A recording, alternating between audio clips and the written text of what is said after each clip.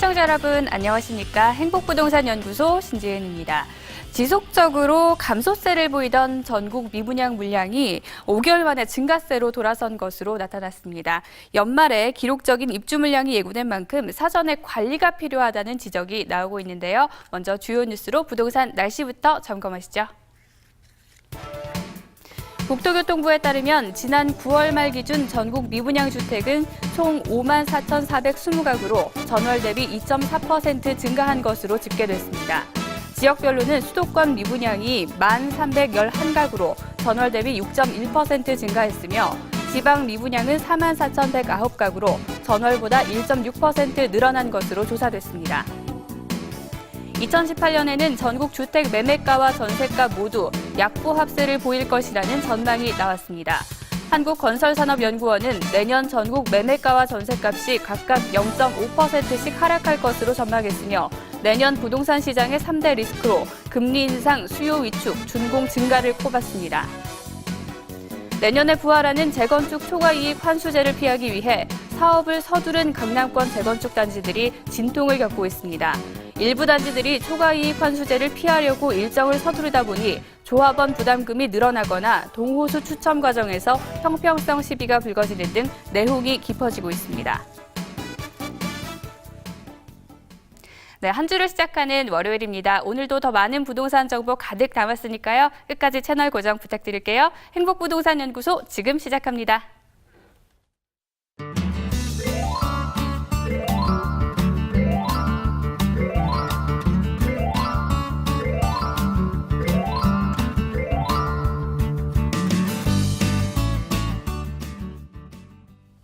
무료전화 1661-5300, 문자상담 샵 7557 열려 있습니다. 오늘도 여러분의 부동산 관련 모든 궁금증들 저희와 나눠주시길 바랄게요. 자, 매주 월요일은 행복부동산연구소의 시작을 알차게 채워주시는 분이죠. 시장 보는 남자 박정훈 전무가 자리했습니다. 안녕하세요. 네, 안녕하세요. 박정훈입니다.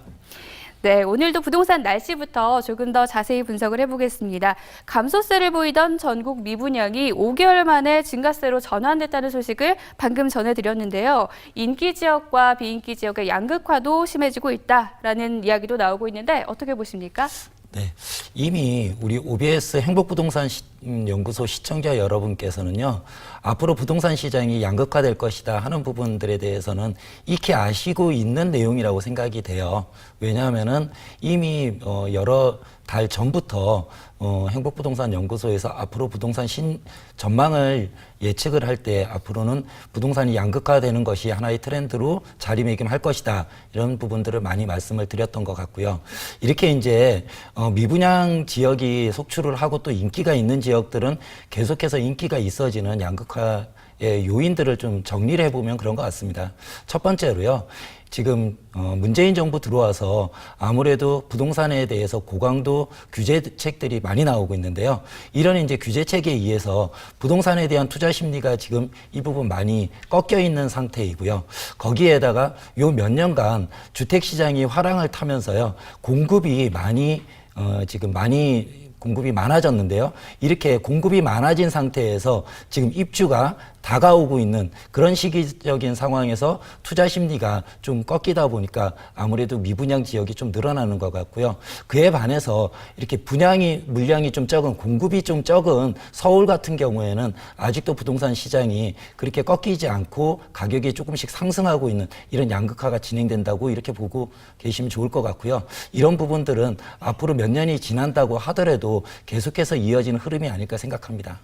네, 이러한 뉴스들 사실 저희 행복부동산연구소에서 많이 전해드렸던 내용이니까요. 계속해서 저희와 함께 트렌드들 익혀나가시면 좋을 것 같습니다. 자, 가이드톡 이야기로 넘어가 보도록 하겠습니다. 일본의 10년 전을 보면 우리나라가 보인다, 이런 이야기들을 많이 하실 텐데요. 오늘 부동산 가이드톡에서는 일본이 사실 주택가격 폭락에서 시작을 했거든요. 거기에서 트렌드 변화를 이끌어냈는데 이런 것들을 좀 준비해 주셨다고요? 네, 오늘 가이드톡 시간에는요, 일본의 부동산 시장들, 특히 주택 시장들에 대해서 좀 알아보는 시간을 가져보려고 해요. 이유는 아무래도 우리나라는요, 일본하고 좀 많이 닮아 있는 부분이 많이 있다고 볼 수 있고, 지금도 사회 구조학상 공통점이 좀 많이 있습니다. 그렇기 때문에 우리보다 일본이 좀 더 앞서서 밟아갔던 발자취들을 좀 알아본다면은 앞으로 우리나라 부동산 시장을 예측하는 데 좀 더 도움이 되지 않을까 싶고요. 그런 내용의 의미에서 오늘 가이드톡 시간에는 일본의 부동산 시장, 특히 주택 시장에 대해서 좀 알아보는 시간 가져보도록 하겠습니다. 네, 일본의 주택 시장을 살펴보는 것도 의미 있는 일이라는 생각이 드는데요. 일본 주택 시장으로 보는 국내 부동산 시장, 부동산 가이드톡에서 자세히 점검해 보겠습니다. 부동산 가이드톡입니다.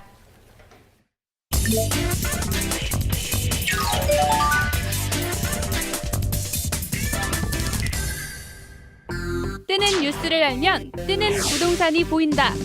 이슈로 보는 부동산 전망. 시장 보는 남자 박정훈이 선정한 이주의 이슈는 무엇일까?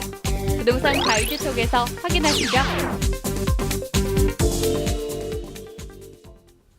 네, 오늘 월요일 부동산 가이드톡 시간에 시청자 여러분과 같이 살펴볼 내용은 일본 주택 시장으로 보는 부동산 시장의 예측입니다. 이렇게 살펴봐야 되는 이유를 좀 먼저 봐야 될 것 같은데요. 제가 좀 정리를 해봤습니다. 일본 주택 시장을 분석하는 이유는요, 아무래도 제가 생각할 때는 사회 변화의 공통성을 좀 많이 가지고 있는 양국이라고 볼 수 있습니다. 그래서 그 공통점이 어떤 부분들이 있는지를 좀 열거해 봤는데요. 첫 번째 보시면은요, 양국 모두 전쟁 후에 교육에 의한 기술 집약적 산업 육성으로 짧은 기간에 선진국 대열에 합류한 국가들이라고 볼 수 있습니다. 일본은 아시다시피 제2차 세계대전 이후에 패망을 하게 되고요. 그 이후에 아무래도 산업화의 길에 들어섰다고 볼 수 있고, 우리나라 같은 경우에는 6.25 전쟁 이후에 1960년대부터 산업화의 시작을 알렸다고 볼 수 있는데, 그 두 나라들이요, 공통점은 우수한 교육열에 의해서 인재들이 만드는 기술 집약적 산업들을 육성함으로 인해서 그런 산업들이 융성이 되고, 그리고 빠른 시간 내에 선진국 대열에 합류했다. 이런 이제 공통점이 있다고 볼 수 있습니다. 두 번째는요, 경제 성장률 저하와 부동산 거품, 즉 버블이 붕괴 문제가 직면해 있다. 이렇게 볼 수 있는데요.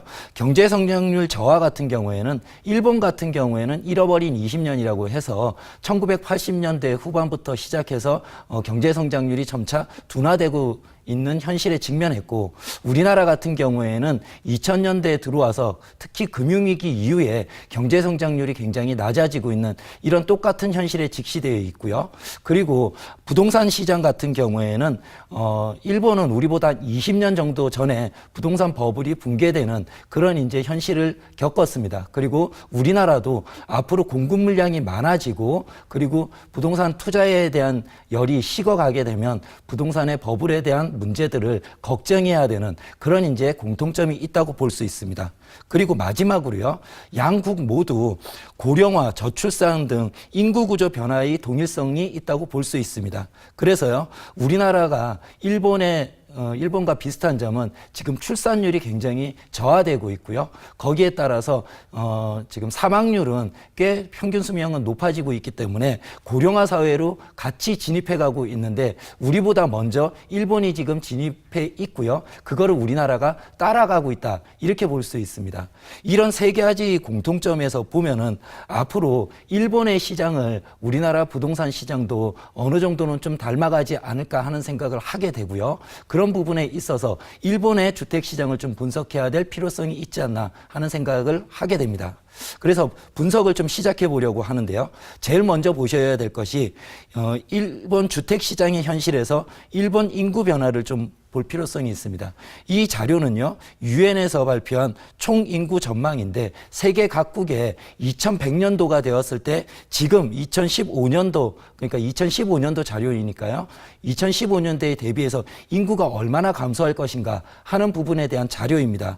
여기서 제가 우리가 꼭 눈여겨봐야 될 것은 빨간색으로 좀 해봤는데요. 우리나라 같은 경우에는 2100년도가 되면요, 2015년도에 비해서 마이너스 23.4% 정도의 인구가 감소하게 됩니다. 그리고 일본 같은 경우에는요, 34.3%가 감소하게 되는 전 세계에서 인구 감소율이 가장 큰 나라들 중에 하나로 꼽히는 두 나라라고 볼 수 있고요.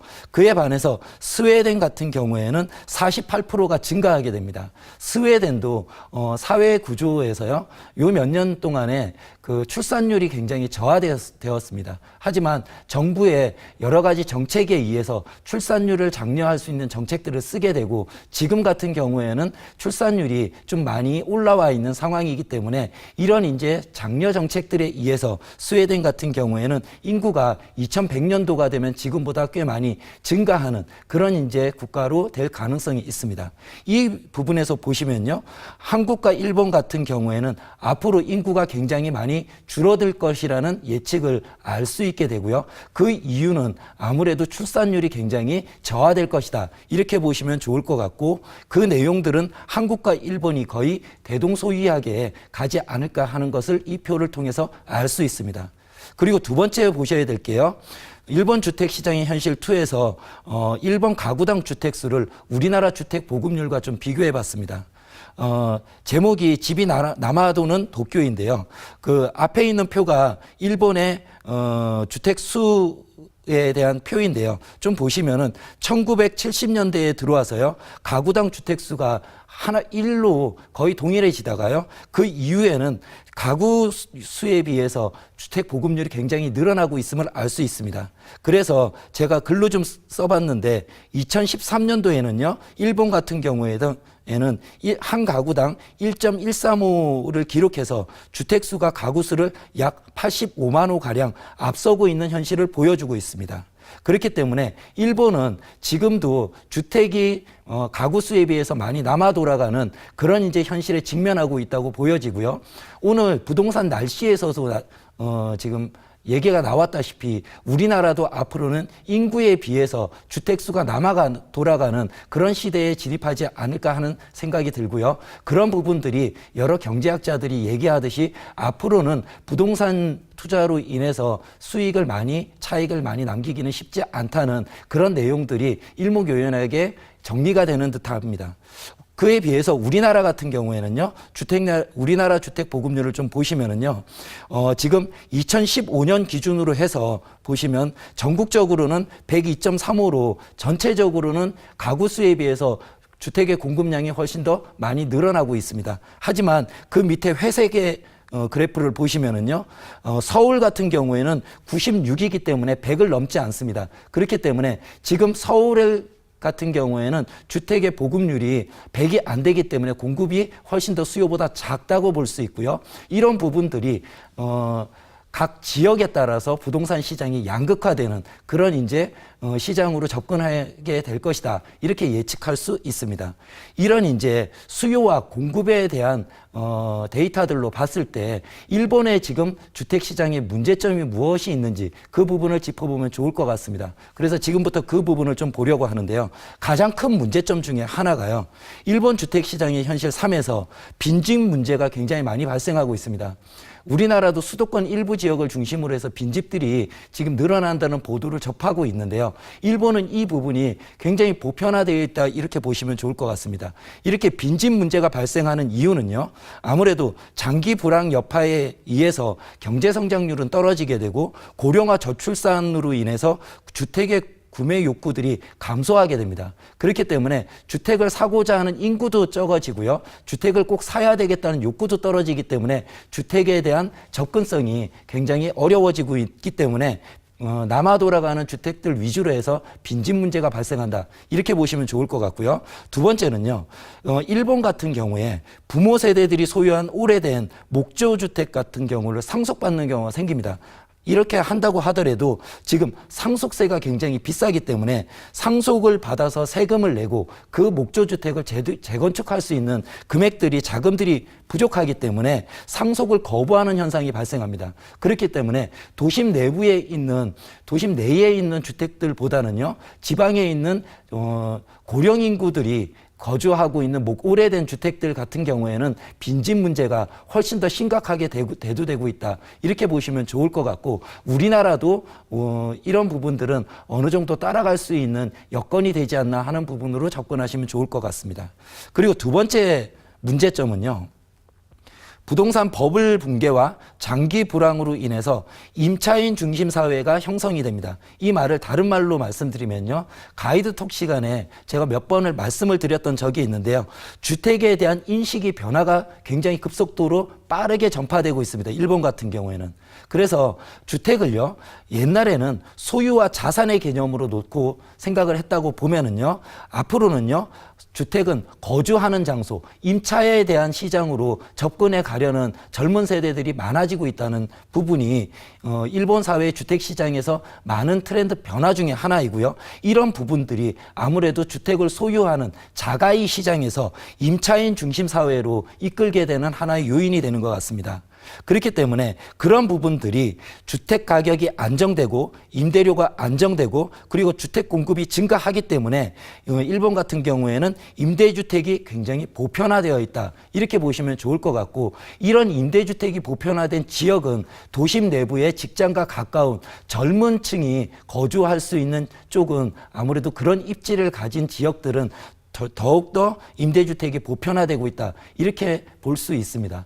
이런 내용들은요. 아무래도 우리나라 같은 경우에도 비슷한 현실에 처하게 되고 저희 전문가들이 계속해서 말씀드렸다시피 앞으로는 도시가 적어지는 시대에 돌입하게 되고 이런 도시가 적어졌을 때 도심 내부의 소형 주택들 같은 경우에는 꾸준히 수요가 있을 것이다 하는 내용들에 대해서는 계속해서 말씀을 드렸던 내용인 것 같습니다. 결론적으로요.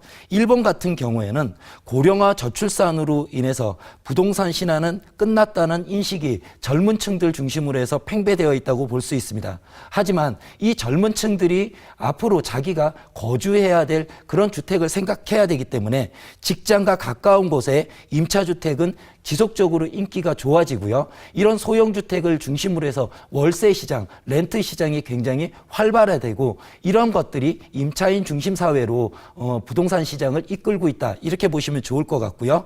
두 번째는 가구가 굉장히 많이 분화되어 있기 때문에 1, 2인 세대의 증가와 함께 소형주택의 월세 시장이 굉장히 강세를 이루게 됩니다. 그렇기 때문에 이런 부분들이 젊은 층들이 월세 부담률이 굉장히 높아지기 때문에 정부나 각 기업에서 월세를 보존해 줄 수 있는 여러 가지 지원책들이 생겨나고 있는 그런 것들이 지금 일본의 주택 시장의 현실이라고 보면 좋을 것 같고요. 앞으로 우리나라 같은 경우에도 앞으로 향후 10년, 15년 후에는 이렇게 도심에 가까운 쪽의 소형 주택 시장을 중심으로 해서 인이 중심이 되는 그런 부동산 시장이 열리지 않을까 하는 조심스러운 예측을 해보고요. 이런 부분들이 만약에 맞아떨어진다면 앞으로 부동산 시장을 들여다보는 눈들을 그쪽으로 좀 돌려보는 것이 현명하지 않을까 생각합니다. 지금까지 부동산 가이드 톡이었습니다.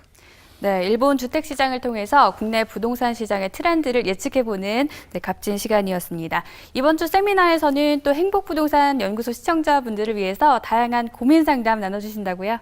네. 제가 세미나를 요새 진행하다가 개별 상담들을 바쁘다는 핑계로 좀 못해드린 부분이 있는 것 같습니다. 그래서 이번 주 세미나 시간에는요, 주제를 정하지 않고 시청자 여러분께서 말 못할 고민들이 있으시면 신청해 주시면 제가 시간을 내서요, 개별적으로 상담을 진행해드리는 그런 시간 가져보도록 하겠습니다. 네, 다양한 부동산 고민들 많으실 텐데요. 세미나를 통해서 고민 나눠주시길 바랍니다. 지금까지 부동산 가이드톡이었습니다.